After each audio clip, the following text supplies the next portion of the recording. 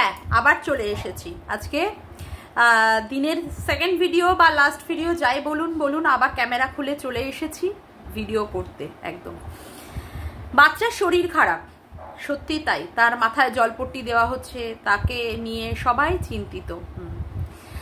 বাড়িতে তার বড়দা, ঠাম্মি, বাবা সবাই চিন্তিত। সত্যি তো তাই। একটা বাচ্চার শরীর খারাপ হলে বাড়ির পুরো পরিবেশটাই বদলে যায়। সেখানে সবচেয়ে বেশি গুরুত্ব পায় বাচ্চাটা, যাতে করে বাচ্চাটা সত্যি সুস্থ হয়ে উঠুক, সেটাই সবসময় কাম্য এবং আমরা সবাই চাই। বাড়ির বাচ্চা কেন, বাড়িতে কেউ যদি অসুস্থ হয়ে পড়ে তো সত্যিই মাথা খারাপ হয়ে যায়। এক সময় আমার ভাইয়ের ম্যালেরিয়া হয়েছিল অনেক দিন আগে, 2012 সালে। সত্যি কথা বলতে আমাদের বাড়িতে যে কি পরিস্থিতি হয়ে গেছিল, সবার খাওয়া দাওয়া ঘুম সব চলে গেছিল। প্রচুর জ্বর, ভাইয়ের এই মানে কেঁপে কেঁপে জ্বর, আর সারা শরীর ভাই লাল হয়ে যাচ্ছিল। মানে আমার তো রাতের বেলা ঘুমই উঠে গেছে আমার ভাইয়ের জন্য। ওই উঠে ভাইকে মাথা ধোয়ানো থেকে, তাকে টাইম টু টাইম ওষুধ খাওয়ানো থেকে। আর আমার মানে একটা স্বভাবই হচ্ছে টেম্পারেচার দেখে টেম্পারেচারটাকে লিখে রাখা, টাইম টু টাইম টেম্পারেচার লিখে রাখা। হ্যাঁ, আমাকে আমার বাড়ির লোক বলেছিল যে এরকম ভাবে করতে হয়। যাই হোক, তারপরে তো কিছুই খেতে চাইতো না ভাই সেই সময়। বাপরে বাপ, অল টাইম বমি করতো এবং সব সময় ওকে আমার এই খাবার ওই খাবার সেই খাবার খাওয়াতে হতো, কারণ আমার মা অসুস্থ, আমার মা সেইভাবে করে উঠতে পারে না। যাই হোক, সেটা কোনো কথা নয়। কথা হচ্ছে যে বাড়িতে কারোর শরীর খারাপ হলে সত্যি মন টন খুব খারাপ হয়ে যায়। হ্যাঁ, আমার বরেরও মাঝে শরীর খুব খারাপ হয়েছিল এবং অ্যাক্সিডেন্ট হয়েছিল, সেটাও সবাই জানে। মাঝে তো হসপিটালাইজডও ছিল। যাই হোক, সেই সময় যে আমাদের বাড়িতে পরিস্থিতি কি গেছে মানে বলে বোঝানোর মতো না। যাই হোক, হাজব্যান্ড এসে গেছিলো, সেই জন্য আমার পজ করতে হয়েছিল। যাই হোক, তো মানে কি হয়, বাড়িতে এরকম কিছু হলে সত্যি সবার মানে খাওয়া দাওয়া ঘুম সবই উড়ে যায়। যে মা বাচ্চা নেবে, বাচ্চার জন্য নাকি তার প্রাণ সবসময় কেঁদে ওঠে, সব সময় নাকি সে কাঁদে। হ্যাঁ, প্রেমিকের কোলের মধ্যে মুখ গুজে, প্রেমিকের মাথা মানে শরীরের ওপরে মাথা দিয়ে সে মুখ গুজে গুজে নাকি কাঁদে। আজকে সেই মায়ের কোনো রকমের কিছু দেখছেন যে সত্যি তার বাচ্চার যে শরীর খারাপ যে বা অসুস্থ, তার মুখে চোখে তার কোনো কষ্ট বা দুঃখের ছাপ না। সে এখন চিন্তিত তার বিয়ে বাড়ি নিয়ে। তার মানে ঠাম্মির তরফ থেকে কোনো একজনের বিয়ে, সেক্ষেত্রে তারা যাবে, সেই জন্য সেই ব্যাপার নিয়ে তোড়জোড় শুরু হয়েছে বাড়িতে। এই কেনাকাটি, অমুক তমুক, ঠাম্মি আসছে, ঠাম্মি গাড়িতে উঠেছে, হয়তো কালকেই আগামীকালই আমরা দেখতে পাবো সেই ভিডিও। প্রচণ্ড আনন্দ। কিন্তু যার বাচ্চার শরীর খারাপ তার কি এই আনন্দটা আসে? হ্যাঁ, বাচ্চাকে নেওয়ার জন্য সেই মা কিভাবে চেষ্টা করছে। আজকে বোঝাচ্ছে, আজকে এখানে পুজো দিয়েছি, লোকনাথ বাবার ধামে গিয়ে পুজো দিয়েছি, ঠাকুরের কাছে বিপত্তারিণীর উপোস করে তাগা নিয়েছি, তারপরে কথা হচ্ছে কালী পুজোর সময় উপোস করে পুজো দিয়েছি, তারপরে বাচ্চার জন্য এটা কিনছি, ওটা কিনছি, সেটা কিনছি। এবং বাচ্চাটাই শুধুমাত্র তার একমাত্র জ্ঞান কি, তার বাচ্চাটাকে তার নিজের কাছে নেওয়া। তো এই রকম ভাবে যে মায়ের মধ্যে সবসময় এই রকম ভাবে একটা দুঃখ কষ্ট চলে, সেই মা বাচ্চার শরীর খারাপ জেনেও সে কি করছে, তার দাদা বৌদির সঙ্গে ঘুরতে বেরোচ্ছে, বৃষ্টিতে ভিজছে, বাইরের পরিবেশ মনোরম আবহাওয়া উপভোগ করছে, বাড়িতে হই হুল্লোড় করছে মা দাদা বৌদির সাথে।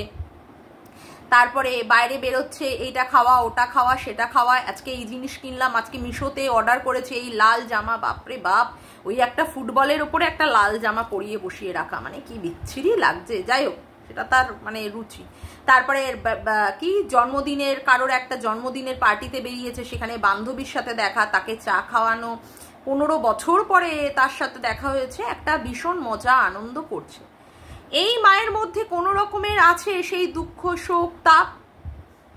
নেই, সত্যিই নেই। তার মানে কি, সে কি বাচ্চা সত্যি আদৌ নিতে চায়? আদৌ কি সে বাচ্চা নিতে চায়? বুঝলাম, মানলাম যে স্বামী তার খারাপ, স্বামীর সাথে তার বুনছে না, কিন্তু বাচ্চাটা তো তার কোনো দোষ করেনি। আজকে আমার স্বামীর থেকে আমি দূরে থাকবো, কিন্তু আমার নিজের সন্তানটাকে তো আমার থেকে দূরে রাখতে পারবো না, যদি আমি সত্যিই সেই সন্তানের প্রকৃত মা হয়ে থাকি। আজকে একটা কথা উঠেছে কমেন্ট বক্সে, সারোগেট মাদার। এই সারোগেসির ব্যাপারটা আমি এই ট্রিটমেন্ট করাতে করাতেই জেনেছি। হ্যাঁ, এই সারোগেসি মাদার কি হয় জানেন?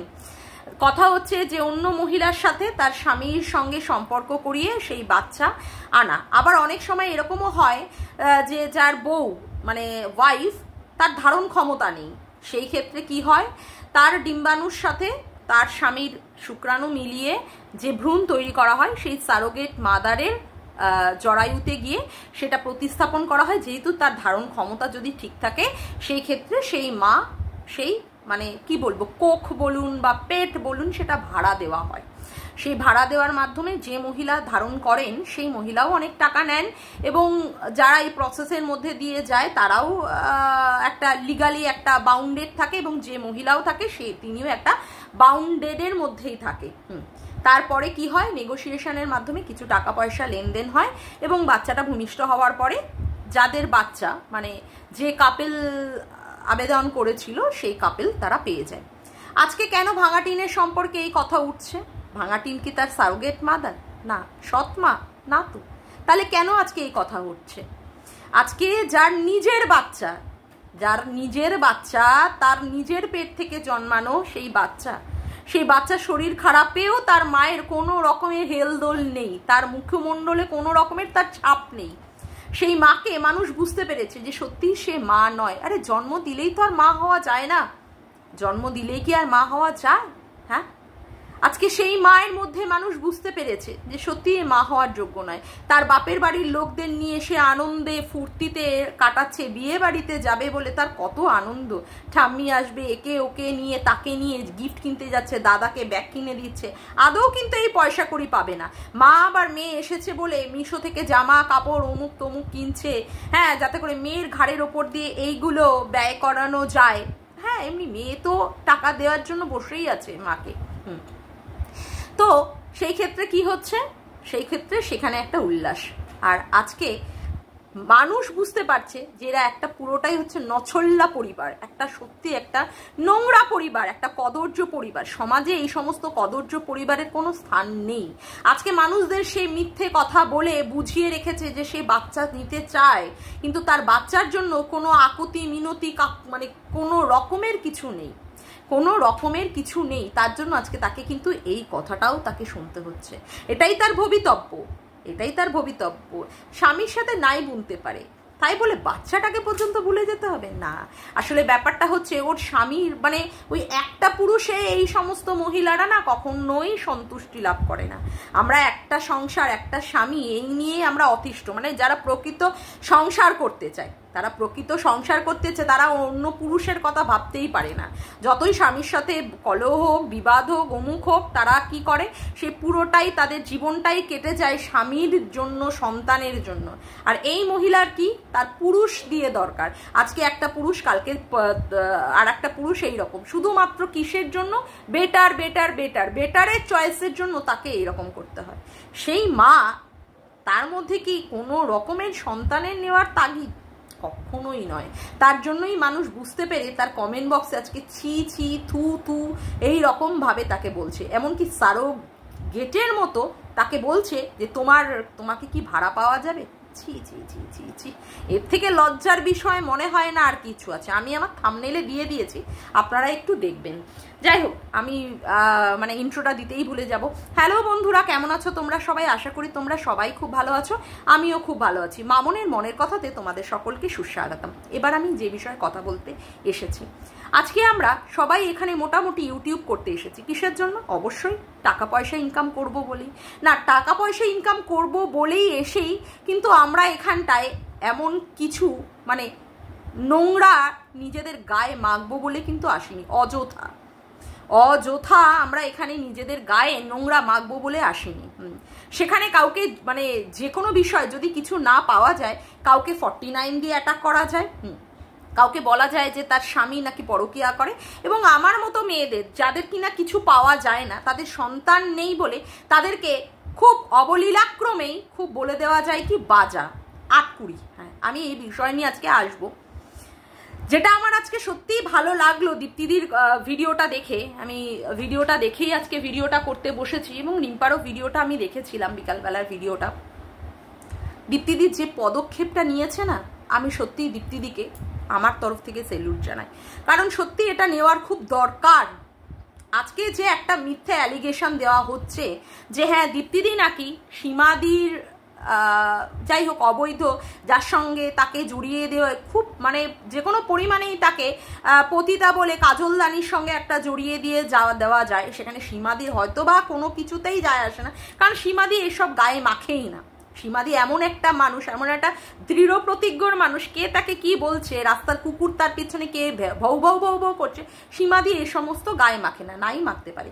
কিন্তু যার সঙ্গে সীমাদির সঙ্গে যাকে জড়িয়ে দেওয়া হচ্ছে, সে মানুষটাও যে এই রকমভাবে তার গা থেকে এইরকমভাবে সরিয়ে দিতে পারবে তা তো নয়। আর সেই মানুষটাকে আমি মানে দক্ষিণেশ্বরে গিয়ে যা বুঝেছি, যথেষ্ট একটা ভদ্র, যথেষ্ট একটা দৃঢ় প্রতিজ্ঞ মানুষ, তার সঙ্গে এই সমস্ত নোংরামিগুলো যায় না।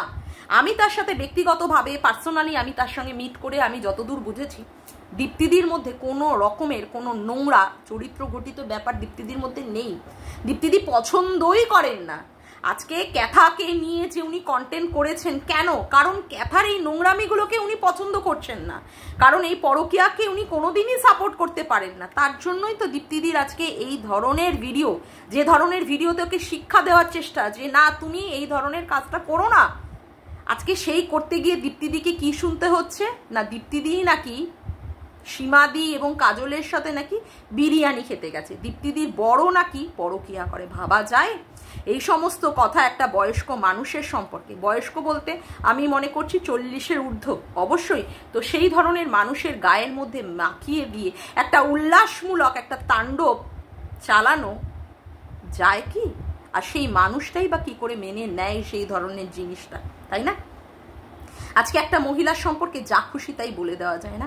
রিম্পা কার থেকে 49 রুপিজের একটা রিচার্জ চেয়েছে বলে তাকে 49 বলে তাকে যথেচ্ছভাবে অপমান করা, এবং তার স্বামী তার বাড়িতে থাকে না বলে সেক্ষেত্রে তার চরিত্রে যা খুশিভাবে দাগ লাগানো যায়। সে নাকি স্নান করে সেই স্নানের মানে জামা কাপড় পরে সে নাকি পরপুরুষকেও ছবি পাঠিয়েছে, বা কথা হচ্ছে সেও নাকি এরকম পর্ন সাইটে তারও এরকম অ্যাকাউন্ট আছে। এই ধরনের অনেক অনেক অনেক অ্যালিগেশন তার গায়ে লাগিয়ে দেওয়া যায়। তার গায়ে লাগিয়ে দেওয়া যায়, তাকে দেওয়া হয়েছে, তাকে লাগিয়ে দেওয়া হয়েছে, কিন্তু কোনোটারই কিন্তু আজ অব্দি তার সত্যতা প্রমাণিত হয়নি। একটা কারোর কাছে যদি 49 রিচার্জ যদি সে চেয়েই থাকে, তার মানে কি সে তার চরিত্র বিক্রি করে দিয়েছে সেই পুরুষটার কাছে? হ্যাঁ, তার স্বামীর প্রতি তার কোনো রকমের দায়বদ্ধতা নেই? তার দুটো ছেলে, যে শ্বশুর বাড়িতে সে সংসার করে, তার দুটো ছেলেকে নিয়ে তার শ্বশুরকে নিয়ে এতদিন ধরে করেছে, তারপরে তার স্বামীর প্রতি তার আনুগত্য সমস্ত কিছুই এখানটায় মানে এক নিমিষেই মানে জলাঞ্জলি দিয়ে দেওয়া যায় কেবলমাত্র 49 বলে। হ্যাঁ, আর যার কোনো প্রমাণ নেই যে ওই পুরুষটির কাছে, যার কাছে 49 রিচার্জ চেয়েছিল, তার কাছে নাকি এই ধরনের ছবি পাঠিয়েছে। নিশ্চয়ই সেই ছবিগুলো নিশ্চয়ই ভালো ছবি ছিল না, নিশ্চয়ই খারাপ ছবি ছিল বলেই তাকে ইঙ্গিতটা খুব সহজেই করা যায়, আমার তো মনে হয় রিম্পার এই সম্পর্কিত অবশ্যই স্টেপ নেওয়া খুব খুব খুব দরকার, খুব খুব খুব দরকার। এই ধরনের নোংরামি, বিশেষ করে ইউটিউব করতে এসে এই ধরনের গায়ের মধ্যে এই ধরনের নোংরামিগুলো মেখে নেওয়া মনে হয় না সত্যি সম্ভব যারা ভদ্র বাড়ির সন্তান হয়ে থাকে। সত্যিই তাই, যারা ভদ্র বাড়ির সন্তান হয়ে থাকে আর যারা সত্যি একটু সফট হার্টের হয় না, তারা এইসব নিয়ে প্রচণ্ড পরিমাণে ভেঙে পড়ে। আজকে যে তাকে এইভাবে অ্যাটাক করা হচ্ছে কোনো রকমের প্রমাণ ছাড়াই, আজকে যদি সে কিছু করে নেয় তার দায় কার থাকবে? অযথাই তার উপরে এই রকমভাবে আক্রমণ করে তার মানসিক অবস্থা যে পুরোপুরি ডাউন করে দেওয়া যায় বা তার পরিবারটাকে শেষ করে দেওয়া যায়। যদি আজকে রিম্পা কিছু করে ফেলে ভুলবশত, তাহলে এর দায়টা কার থাকবে? বারংবার কি এইরকম জিনিস করে দেওয়া যায়? যারা এই ধরনের নোংরামি করছে, আমি চাই অবিলম্বে এই জিনিসগুলোর এগেনস্টে রিম্পা অবশ্যই একটা স্টেপ নিক। এবার আমার কথা বলি, আমার সম্পর্কে মানুষ এখানে সত্যিই কিছু জানে না, কারণ কি আমার সম্পর্কে তো কিছু নেই, আমার সন্তানহীনতা নিয়ে আমি দীর্ঘদিন লড়াই করছি। হ্যাঁ, লড়াই করছি এবং করে যাব, কিন্তু আমার সম্পর্কে কিছু নেই বলে আমি আটকুরি, আমি বাজা, এই ধরনের শব্দগুলো আমি কিন্তু দীর্ঘদিন ধরে শুনে যাচ্ছি। এবং হ্যাঁ, যার জন্য আমি কারো সন্তানের মৃত্যু কামনা করেছি। কেন? কারণ কি ওই অ্যাগ্রেসিভ পজিশনে গিয়ে আমাকে পৌঁছে যেতে হয়েছিল। আমার মানসিকভাবে সেই জায়গাটাকে আমাকে কি করে দেওয়া হয়েছিল? ডাউন করে দেওয়া হয়েছিল। এতটাই আমাকে ভয়ঙ্কর করে তুলে দেওয়া হয়েছিল যাতে করে আমি কারো সন্তানের মৃত্যু কামনা করেছি। তার জন্য আমার সম্পর্কে লিগ্যাল স্টেপ নেওয়ার মতো জায়গায়ও কথা হয়েছিল।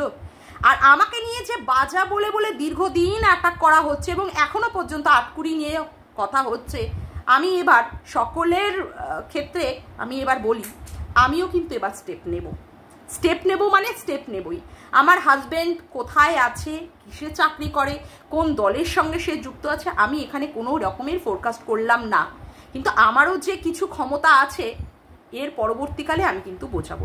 যারা যারা এই সমস্ত কথাবার্তা এখনো পর্যন্ত বলছো তাদের জ্ঞাতার্থে আমি জানিয়ে দিই, আমি যদি স্টেপ নিই তাহলে কিন্তু খুব বড় মাপের স্টেপ নেব। এবং যে সমস্ত ভিডিও আমার সম্পর্কে আটকুরি বাজা বলে বলে করা হয়েছে, স্ট্রিম লাইভ করা হয়েছে, আমি কিন্তু সেইগুলোকে সমস্ত কিন্তু ডাউনলোড করে রেখে দিয়েছি। এবং আমার এখানেও সেই সমস্ত সংস্থা আছে যারা কিন্তু আমাকে অবশ্যই তারা সমর্থন করবে বলে তারা এগিয়ে এসেছে।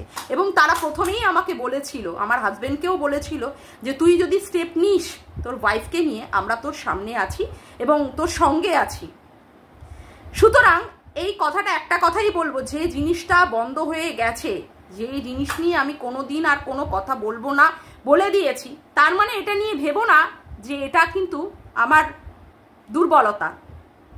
আমাকে নিয়ে আর বারংবার যদি এই ধরনের কথা হয়, আমি যার সম্পর্কে বলছি, ফোমার সম্পর্কে, ফোমাই তো বলে যাচ্ছে এখনো পর্যন্ত, আমি কিন্তু তার এগেনস্টে স্টেপ নেব। মানে আমি কিন্তু স্টেপ নেব, আমি কিন্তু নেব। তখন আমি দেখব কোন কে এসে কে কি করে, তখন কিন্তু আমি বুঝে নেব। একদম পরিষ্কারভাবে আমি আমার ভিডিওর মাধ্যমে কিন্তু ওয়ার্ন করে দিলাম, আর নয়। অনেক বাড়াবাড়ি তুমি করেছো, অনেক বাড়াবাড়ি তোমার সহ্য করে নিয়েছি। এবার আমি দেখব ন্যাশনাল হিউম্যান রাইটসের মাধ্যমে আমি সেখান থেকে বিচার পাই কি পাই না। আমি কিন্তু পরিষ্কারভাবে বলে দিলাম, কোনো রকমের কোনো থ্রেট না, কোনো রকমের কিছু না। এই কথাটা, শব্দটা যদি আমি কারোর ভিডিওতে আর পেয়ে থাকি, আমি কিন্তু দেন অ্যান্ড দেয়ার অ্যাকশন নেব। আমি দেখব তখন কে কি আমার কোন চুল উকড়াতে পারে।